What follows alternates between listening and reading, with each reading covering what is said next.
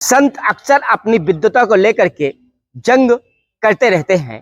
पहले दो जगत गुरु आपस में बड़ी जंग लड़े थे, लेकिन अब युवा संत भी ऐसी जंग लड़ करके सुर्खियां हासिल करने में डटे रहते हैं। अभी अवध सरकार एक चर्चा में आए हैं, जिन्होंने बागेश्वर धाम सरकार के ऊपर बड़ा आरोप लगाया है। सनातन को एकता के सूत्र में पिरोने वाले जय बजरंग सेना के राष्ट्रीय अध्यक्ष नितिन उपाध्याय हैं। आपसे सीधा सवाल ये है कि आप लोग सनातन को एक करने की बात करते हैं, लेकिन एक कैसे होगा सनातन जब दो संत ही आपस में लड़ाई लड़ते रहते हैं? चाहे जगत गुरु को देख ले या अब युवा संतों को देख ले, तो क्या कहेंगे आप इस विषय पर?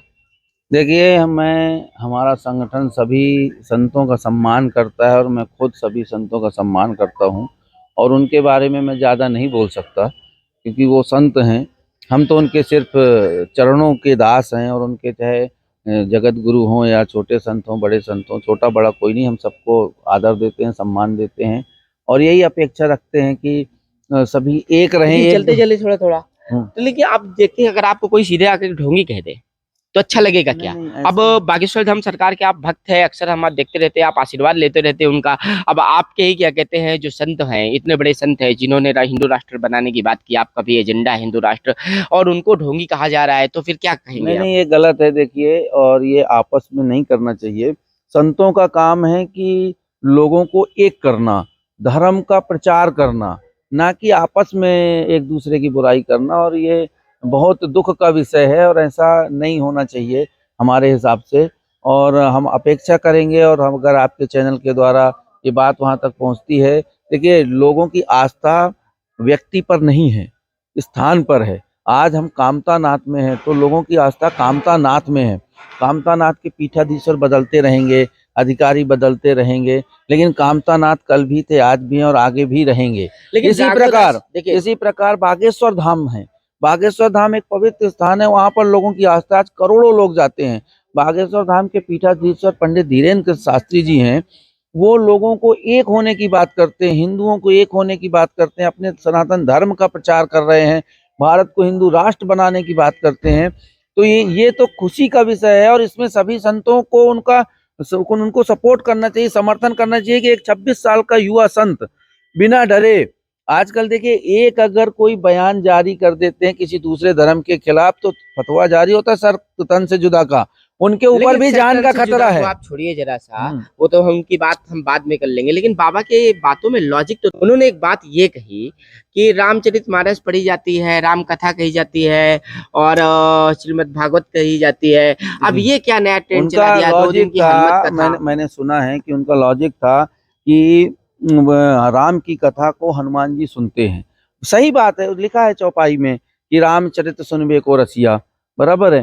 परंतु आप मुझको ये बताइए कि उनको ये भी तो समझना चाहिए कि हम हनुमान चालीसा पढ़ते हैं, तो अगर फिर हनुमान जी की कथा नहीं होती, या हनुमान जी की महिमा नहीं है, या हनुमान जी भगवान नहीं है, बराबर, वो राम के दास हैं, लेकिन अपने आप में अतुलित बलधामम हेम सल्लाभदेहम तनुजुन कृशानुम ज्ञानी नाम गण्यम सकल गुणम निधानम वारणा नाम दीसम रघुपति प्रिय भक्तम, भगवान के प्रिय भक्त वात जात नमामि। तो हनुमान जी के पास इतनी शक्ति है। आज लाखों लोग, हमारा संगठन हर मंगलवार हर शनिवार को मंदिर में हनुमान चालीसा का पाठ कराता है। ये भी तो लिखा है कि संकट कटे मिटे सब पीरा जो सुमरे हनुमत बलबीरा।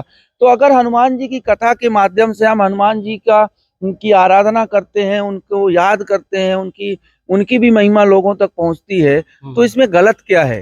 देखिए, भगवान राम की चर्चा सही बात है, लेकिन हनुमान जी भी तो हैं। अगर हनुमान जी नहीं होते तो सीता जी की खोज कौन करता? ये जो बोल रहे हैं आज बागेश्वर धाम के लिए, ये तो जाते नहीं, उस समय पे थे नहीं। तो मेरा ये है, मैं किसी संत की बुराई नहीं कर रहा, मेरे लिए सभी सम्मानित संत हैं, लेकिन इन संतों को अपनी सोचना चाहिए कि हम ये जो कर रहे हैं कि हनुमत कथा नहीं होती, राम ही कथा होती है, भागवत ही होती है, ऐसा नहीं है हमारे। तो जैसे आप बुराई तो बिल्कुल कर ही नहीं सकते, तो अगर अंतिम अनुरोध क्या है, क्या प्रार्थना है संत समाज से? और सभी संत समाज से एक निवेदन है कि बागेश्वर धाम सरकार के पीठाधीश्वर जो बिना डरे, बिना अपनी जान की परवाह किए आज लाखों करोड़ों लोगों को एक मंच पर लाए हैं। हिंदू राष्ट्र का अभियान मैंने शुरू किया था 12 अप्रैल को दिल्ली के जंतर मंतर से, जब मुझको ये नहीं था कि 120 करोड़ तक ही मेरा अभियान पहुंचेगा कैसे। 120 करोड़ तक सिर्फ 3 से 4 महीने में बागेश्वर धाम के पीठाधीश्वर ने अपने मंच से पहुंचा दिया। और आज बड़े गर्व की बात है कि हर हिंदू राष्ट्र की बात कर रहा है, देश के बड़े बड़े संत, चाहे देवकीनंदन ठाकुर जी महाराज हो, अपने राजेंद्र दास जी महाराज हो, बड़े बड़े संत उनका समर्थन कर रहे हैं, बाबा रामदेव उनका समर्थन कर रहे हैं। तो इनको भी उनका समर्थन करना चाहिए और संतों को एक रहकर समाज को एक करना चाहिए। अगर संत ही आपस में एक दूसरे की बुराई करेंगे टीआरपी के लिए, तो ये बहुत दुख का विषय है। आप लोगों के दिलों में रहिए, कुछ ऐसे कार्य करिए कि जिस प्रकार बागेश्वर धाम सरकार आज हर हिंदू के दिल में, हर युवा के दिल में है। अगर बड़ी बात नहीं बोलता, अगर बागेश्वर धाम सरकार किसी को कह दें कि आज तुम जान दे दो, तो जान देने को तैयार है।